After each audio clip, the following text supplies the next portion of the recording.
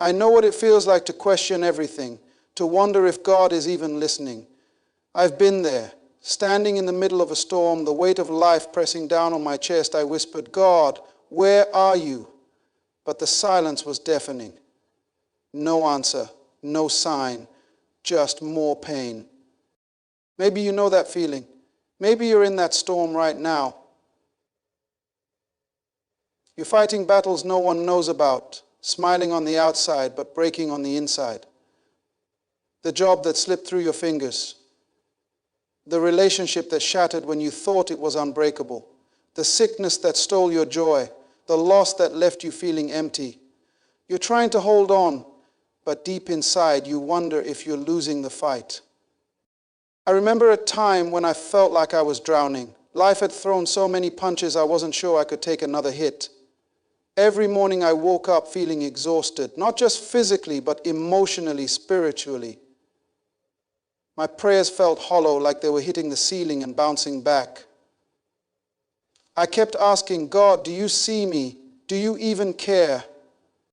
One night I was sitting in my car, gripping the steering wheel so tight my knuckles turned white. The tears were hot on my face and my chest was so heavy I could barely breathe. I wanted to run. I wanted to escape, but there was nowhere to go. And in that moment, in the stillness of my pain, a thought crossed my mind. What if this storm isn't my ending? What if it's just the middle of my story? I know it doesn't feel like it right now, but just because God is silent doesn't mean he's absent.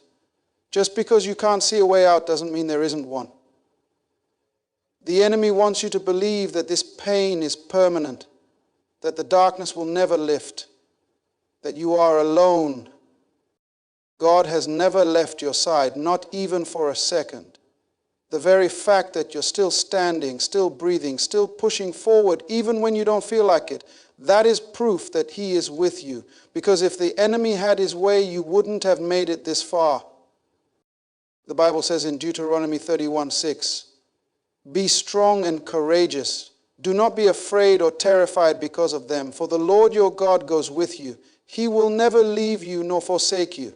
That's not just a nice verse. That is a promise, a covenant, a truth that you can hold on to when everything else is falling apart. Think about Peter walking on water. The moment he took his eyes off Jesus and focused on the waves, he started sinking. Maybe that's where you are right now, sinking in the weight of your problems, feeling overwhelmed by the chaos around you. But do you remember what happened next? The second Peter cried out, Lord, save me. Jesus immediately reached out and grabbed him. I know it hurts. I know you're tired of waiting for the breakthrough, tired of feeling stuck, tired of watching others move forward while you're still in the same place. But what if this storm is not meant to destroy you, but to build you? Think about Joseph. He was betrayed by his own brothers, sold into slavery, thrown into prison for a crime he didn't commit. For years it looked like his life was nothing but suffering. But what he didn't know was that God was positioning him for something greater. He wasn't being buried, he was being planted.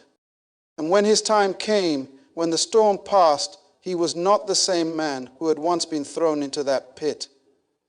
He was stronger, wiser, prepared for the position God had for him. And when he finally stood before his brothers, the same ones who betrayed him, he was able to say, what you meant for evil, God meant for good.